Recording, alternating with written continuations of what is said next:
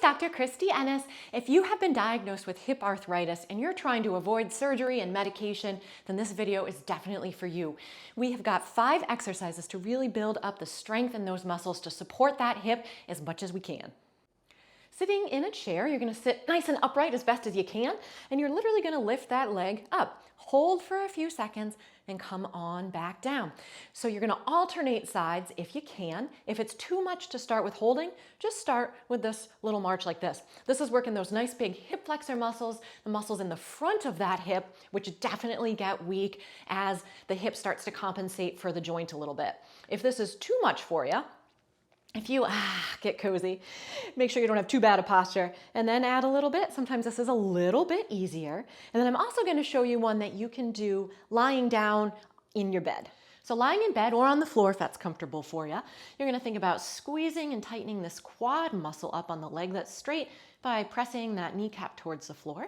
From there, you're going to take that leg and you're going to lift up. And you'll find this one is a little bit more difficult than the seated one.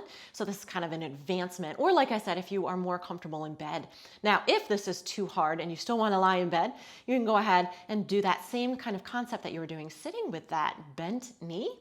And then to even make it a little bit more challenging and get a little bit more muscle activation, you can play around with the angle. So if I turn my foot out and lift, I'm getting towards the inner thigh a little bit more. And then if I turn my foot in, I'm going to get towards the outer thigh a little bit more. Again, be careful though, because of that hip, make sure that you're making sure, whew, that was redundant, that it's not hurting to move that foot in either direction. Next one, we get to stay in bed, yay, or on the floor.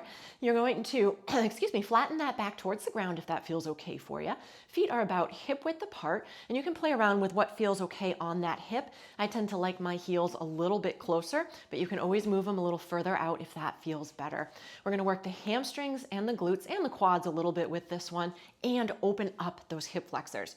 So if you've got that back tucked under, we're going to lift on up as high as you can within your comfort level, and also making sure that you're keeping that spine straight. So no arching through the rib cage, no arching through the lower spine, and obviously no causing pain either. When you come back down, nice and controlled.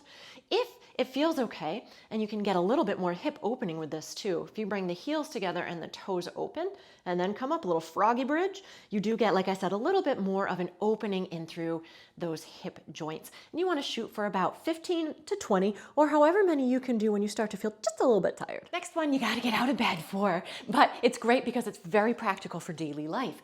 So we're going to stand. You can bring your feet apart a little bit if that's more comfortable for you. We're going to get the back of the legs with this one again, but it's great because it's about reaching. So you want to keep that back flat as you shift those hips backwards. You're going to go as far as you comfortably can. For me today, it's about here. If you're starting out with this one and you're like, nope, don't like it, see if you can modify it a little bit by just bending your knees a touch, right? Again, right, this is helping us reach for things, and we lose this range of motion when we've got arthritis in that hip. So not only are we working on loosening and strengthening the back of those thighs, but we're getting that hip joint to move a little bit too. To make that one a little bit harder, if you do a supported stance, so if it's my right leg that's working, left leg is just going to tap down to help me out, and it's that same concept where I'm pushing those hips back. So now I'm working on a little bit of balance as well. And you've oftentimes, right, I know I have gone to just reach for things with one leg and one arm. And then obviously to make it even harder, you would do this just on that one leg. That definitely, though, trust me, as you can see, is definitely a lot harder. If you even want to make it a little harder but still use the balance, you can add some dumbbells to that too.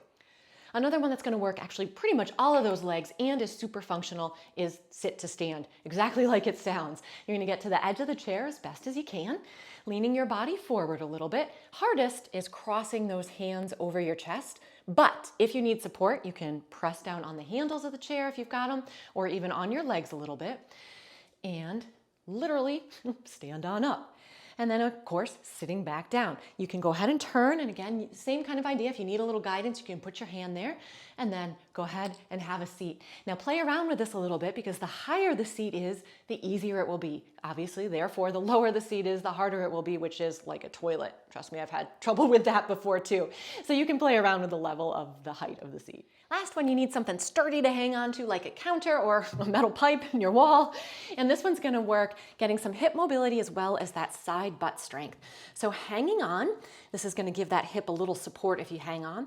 You're gonna lean it back so you can press into that counter. From here, you go down as far as you can, comfortably, and then you bring those knees apart and back together. If you can, you're gonna stay right here and just keep with that little in and out. My feet are moving a little bit, but they're not rolling all the way out as I do this. And then if you wanna make this one a little bit harder, if you put a band above the knees or even lower, makes it even harder, and then add that pull, you get a little bit more resistance there.